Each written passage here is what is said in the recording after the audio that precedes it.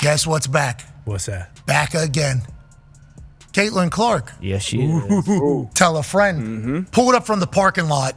The second shot of the game. She had the first 2 points on the foul line. Then she had, then they scored a layup, and then she pulls up from logo, from where the 22 is basically on the Iowa court. Cash. She has surpassed everybody in the amount of time that she has played in the WNBA. She fills up every arena in every town that she goes to. Teams have to go to bigger arenas so that they can try to profit off the Caitlyn Clark train coming to town. Pat McAfee just witnessed Caitlyn Clark make yet another WNBA history move as the Fever took down the sky, and he exploded like someone lit a firecracker in a Red Bull factory. 1 second, he's calm-ish. The next, he's flying out of his chair like CC just walked on water mid-game. Did she score? Assist? Time travel? Whatever she did, McAfee's reaction was so over the top, it deserves its own Hall of Fame induction. This isn't just a win, it's a full-blown Clark-quake. But I would like the media people that continue to say, this rookie class, not just call it for what it is. There's one white bitch for the Indiana team who is a superstar. And is it because she stayed in Iowa, put an entire state on her back, took a program from nothing to a multiple year success story? Did you guys see the audience when she got bumped? That shit is packed. She is making a change. Record-breaking attendance. Record-breaking. And I hate this. Guys, they always go to freaking race. Pat McAfee watched Caitlyn Clark break yet another WNBA record, and you could practically hear the sound of tank tops being shredded in emotional triumph. Somewhere between a thunderous desk slap and an impromptu flex-off, McAfee managed to insert himself into a moment that had absolutely nothing to do with him. Because of course, he did. It's Pat McAfee. If you thought a historic basketball performance could be appreciated without a tank top philosopher turning it into a Red Bull-fueled TED Talk, think again. To this, because my big takeaway, I was a punter, college I kicked, a lot of things in between the ears, obviously. Yeah. And I think Steph Curry, when he was getting close to the record for threes in the NBA, he even experienced like a little bit of overthought. Yeah. When you pulled up for the women's record, it was the first quarter, you just scored 9, and it was just splash. Yeah. And then for the overall record, you're on the foul line. The whole world is looking at By you. myself, I was like, oh my gosh, it'd be really bad if I airballed right now. Okay, so you are a human. Because I was about to ask. No, like that's the worst thing in basketball where you have to shoot a free throw with nobody on the line. Like, it's just like, it's weird. Like, you don't do it often, but no, I don't really think about it like that during games. The Indiana Fever finally beat the Chicago Sky. Caitlyn Clark rewrote a few more pages of the league's history books, and somewhere in his sensory-overloaded studio, McAfee's reaction hit levels of testosterone that could power a monster truck rally. As if Clark's buzzer-shattering brilliance needed confirmation, we were gifted Pat McAfee's unsolicited, caffeinated take, because nothing says WNBA milestone quite like a man-child yelling, "Let's go!" like a frat bro who just discovered Fireball whiskey for the first time. But don't worry. Angel Reese goes up to take a shot. Caitlyn Clark goes to stop her, but then they call it a foul. They call a foul. So they call the foul. They upgrade the foul, and just at its surface, like if you're not a person that just sits and watches basketball all the time like me, I just saw the videos begin to circulate, and I'm like, yo, what was the issue? Why were they about to fight on the court? At first, when I watched it, I felt like that. I felt like, oh, that was on purpose on Caitlyn's behalf. And I'm like, why is she so upset? She said that there isn't an issue. And then I went back and watched like some of the replays, and I'm like, oh, no, she really was just trying to stop the ball from going into the rim. They upcharged it to a flagrant foul, I believe, but it was just a regular foul. This wasn't about Clark. No. This was about how her win made him feel. You see, Pat McAfee doesn't celebrate sports. He absorbs them into his personal mythology. If Caitlyn Clark drained a logo 3, McAfee saw it as a cosmic sign that his decision to wear neon high tops with a sleeveless hoodie was justified. She hits history, he hits volume 11 on the mic. Balance. I actually feel bad for Angel Reese at this point, and it has nothing to do with like how she's handled herself or anything. It's just simply Caitlyn Clark is so much better than Angel Reese at basketball that it doesn't feel fair. Yeah, I think Angel Reese is struggling with the fact that Caitlyn Clark is better at her best thing than she is. She's better at everything. And she had a triple-double. She's tied for the third most triple-doubles in WNBA history, and she's played 50 games. Yeah. She's just better. And let's talk about that reaction. You'd think the man just found out he inherited the WWE. Oh wait, he kind of already did. You'd expect someone to give thoughtful insight or maybe just let the moment breathe. But McAfee isn't built like that. No, this is a man whose emotional range begins with chest pounding and ends with chair launching. His contribution to the moment? Screaming into a microphone so loudly that the camera almost filed for workers' comp. Yes, while Clark was casually torching defenders like she was filming a Gatorade commercial, McAfee was treating it like a spiritual awakening, delivered via slam poetry and caffeine overdose. The rivalry aspect is eventually going to peter out if it's Caitlyn Clark putting up triple doubles. They beat the like Sky 30. by 25 or 30, whatever it was. And then Caitlyn is just kind of like this when Angel's even trying to start a fight with her. Yep. It's all. To be fair, McAfee's reaction wasn't totally off-brand. This is a man who turns coin flips into Oscar speeches. If Clark had sneezed mid-dribble, he'd probably interpret it as a symbol of generational greatness. You'd think he had money on the game. A fever dream where Caitlyn Clark hitting threes is directly linked to the McAfee sports universe thriving. And hey, when you spend every waking second yelling into the void of sports culture, eventually you start thinking you invented gravity every time someone dunks. What makes this even better is the performative feminist energy radiating from McAfee as he supports women's sports. Ah yes, nothing screams genuine advocacy like using a historic WNBA performance as an excuse to unleash the verbal equivalent of a fireworks show. Look, we're thrilled you've discovered women exist in basketball, Pat, but maybe, just maybe, this isn't the time for a macho soliloquy about how Caitlyn Clark's crossover somehow validates your decision to bench press protein powder on live television. And the way he inserts himself into it all, you'd think he was on the team. Like somehow the Indiana Fever were running a double high screen with McAfee as the decoy. Watching him respond to the win, you'd swear he was about to get fitted for a championship ring himself. He acted like he'd been in the huddle, like Clark pulled him aside during a timeout and whispered, "Pat, I need you to yell aggressively when I make history.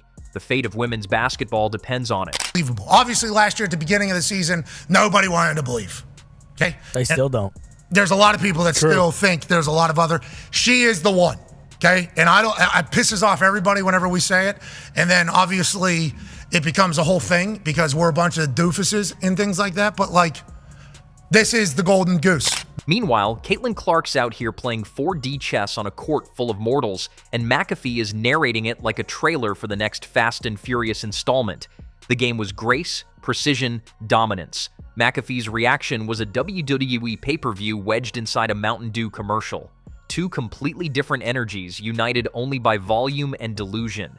And let's not forget the moment he pretended to be the ultimate WNBA historian. 1 second, he's treating the league like a brand new discovery. The next, he's dropping stats like he's been coaching since Lisa Leslie's rookie year. We get it. You did a quick Google search, Pat. You saw a few highlight reels and now you're a scholar of women's hoops. Next week, he'll be claiming he invented the pick and roll. Then came the victory analysis. If you ever want to hear someone describe a basketball game like it was a war fought entirely with fireballs and bald eagles, Pat McAfee is your guy. Subtlety has never been his middle name. He explained the Fever's win with the same energy you'd use to describe a Viking siege. According to McAfee, Caitlyn Clark didn't just score points, she transcended time and space. She didn't win a game, she summoned the spirits of every athlete who's ever existed, united them in a cosmic slam dunk, and resurrected Indiana's sports relevance from the ashes. And somehow, he made that all about him. Hey, it's Mike Scully again from the Reality Check. Full disclosure, this is the third take on this because I'm talking about stifling somebody's opinion and I've been holding back on my true emotions of what I want to say. But I was just informed while I'm sitting here watching the Little League World Series, great game between Lake Mary, Florida and Hawaii, that ESPN and the brilliant minds up there in Bristol, Connecticut have stifled Pat McAfee about talking about Caitlyn Clark. Now, I promised my kids this wouldn't be a profanity-ridden tirade, so I'm going to hold off on that, but I'm going to give you my true emotion. That is unbelievable crock of shit. What the hell are they thinking? This young lady deserves better than that. She's going to make that league millions, if not billions of dollars over the next 2 decades. Because in the Gospel of McAfee, sports are not something you witness. They're something you star in, even from the sidelines. Especially from the sidelines. Whether it's football, wrestling, basketball, or extreme hopscotch, Pat always finds a way to climb on the table and make sure we know that he feels something. Never mind the athlete sweating blood on the court. It's Pat's feelings that are the real story here. The funniest part? He probably thinks this helps. He probably believes his all-caps screamathon is what gives the WNBA cultural relevance. Like he's the guy who discovered America, except instead of a continent, it's women's basketball. "You're welcome, WNBA," he probably whispers into the mirror. "I just gifted you a McAfee moment." And let's not ignore the merch plug, because it's never just about the game. McAfee uses moments like this the way a used car salesman uses a sunny day to sell you something you didn't ask for. Caitlyn Clark just broke records? Perfect time to launch my new line of women's sports empowerment gym towels. If your support of women's basketball comes with a coupon code, maybe sit this one out. If last night's game between Iowa and Michigan was on ESPN, I think the numbers would have been gigantic. Crushed. Now, I watched on Peacock. Caitlyn Clark is a stone cold dog. Even his fans seemed confused. Half of them were busy trying to figure out if Clark played in the NFL, while the other half were waiting for him to announce she'd be joining the WWE as a tag team partner. And don't even ask about the people in the comments claiming she could dominate in the men's league, because nothing says respecting women's sports like immediately trying to replace it with men's sports. As for McAfee, his emotional roller coaster reached peak absurdity when he practically started planning a Caitlyn Clark statue outside his studio, probably one with a hologram so she can high-five him in real time. He'll position it next to the shrine he built for Aaron Rodgers, another athlete he praises like he's announcing the second coming. It's not that we don't appreciate enthusiasm, it's just that when Pat McAfee gets excited, it's like someone gave a golden retriever an espresso IV. It's chaos with a mic. It's like watching a motivational speaker have a meltdown in front of a bounce house. And when that energy is aimed at a WNBA game, the result is less thoughtful commentary and more accidental parody. Because nothing says celebrating female excellence like a dude bro screaming over it. The idea that Caitlyn Clark's greatness somehow requires his stamp of approval is peak McAfee. It's like a human siren wailing, "Look at me, I know women do sports too. Congratulations, you've discovered inclusion," just in time to make it all about your tank top. Do you think Caitlyn Clark will go down as the greatest player to ever play women's basketball? Yes. The truth is, Caitlyn Clark doesn't need Pat McAfee's roaring endorsement. She's already rewriting records and making defenders question their life choices. She doesn't need a hype man who treats her like a guest star on his own ego tour. If anything, she deserves quieter fans. Maybe people who can celebrate a victory without needing to perform CrossFit routines mid-sentence. But Pat McAfee doesn't do quiet. His reaction to Caitlyn Clark's win wasn't just loud. It was a symphony of absurdity, a masterclass in making everything about himself. She made history. He made noise. She made headlines. He made sure he was in them too. And let's be real. The next time Caitlyn Clark goes off for 40, McAfee's going to react like she invented electricity. He'll probably rent a blimp and scream from the sky. Because when you live in a world where every game is a WWE entrance and every athlete is a prop in your personal drama, subtlety gets bench-warmed harder than logic. So Caitlyn Clark made WNBA history. Again. And Pat McAfee? He made a scene. Again. One of them delivered on-court brilliance, the other delivered noise pollution. One pushed the boundaries of what's possible in basketball. The other pushed the boundaries of what a human throat can scream before combusting. What she has done for this city and for this team is unbelievable. Obviously, last year at the beginning of the season, nobody wanted to believe. Okay? They still don't. There's a lot of people that still think there's a lot of other. She is the one. Okay? And it pisses off everybody whenever we say it. And then obviously it becomes a whole thing because we're a bunch of doofuses and things like that. But like, this is the golden goose. This is the one. This is the generational, multi-generational player. And we're incredibly lucky that she's in Indianapolis. And she went fucking ham. in the opener against the Chicago Sky. And there was a little scene, because Angel Reese comes out, same class. Caitlyn Clark comes out, same class. A lot of people saying, obviously, Angel Reese is a massive part of this women's basketball rebirth, which I agree. I agree she was certainly a part of the entire story and everything else happening. But there was a moment in the game where Angel Reese has a little bit of a push-off on an offensive board. Obviously, she's great at getting rebounds, incredible underneath. Caitlyn Clark says, what the hell is that? Come on! Caitlyn Clark says, what the hell is that, to the ref? And then she says, and most basketball people say, that's a take foul. Instead of a layup, we're going to make you earn it. I think Angel would miss one or both of those free throws instead of getting a wide open layup in that entire thing. Angel was pissed off, thought it was a flagrant. Afterwards, everybody said it was a take foul, Because, of course, it wasn't over. With McAfee, it's never over. The moment Caitlyn Clark's stat line hit the screen, he was already halfway through designing a celebratory trampoline entrance for his next episode. A normal human sees a brilliant athlete break records and thinks, wow, that's impressive. Pat McAfee sees the same and thinks, how can I turn this into a fireworks show, a tank top giveaway, and a 13-minute monologue where I cry laugh into a microphone while shadowboxing an invisible doubter? It's performance art. Or maybe performance by someone who thinks they're art. Either way, his reaction had more chest pounding than an NFL touchdown celebration and more breathless yelling than a NASCAR finish line. Caitlyn Clark hit another WNBA milestone. Pat McAfee hit every decibel on the volume spectrum not used by jet engines. And don't get confused, he's not mocking the WNBA. No, he's celebrating it in the most Pat McAfee way possible, by turning the spotlight into a tanning lamp for his ego. This isn't advocacy, it's appropriation with a side of creatine.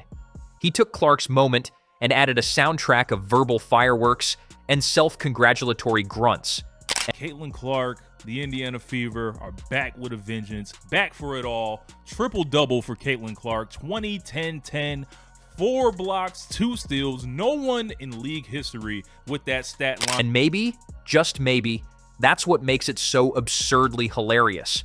Because in a universe where a 22-year-old woman is redefining professional basketball, we still get a grown man in gym shorts acting like he dunked the ball himself. Caitlyn Clark changed the game. Pat McAfee changed his vocal cords. And really, that's the most McAfee thing ever.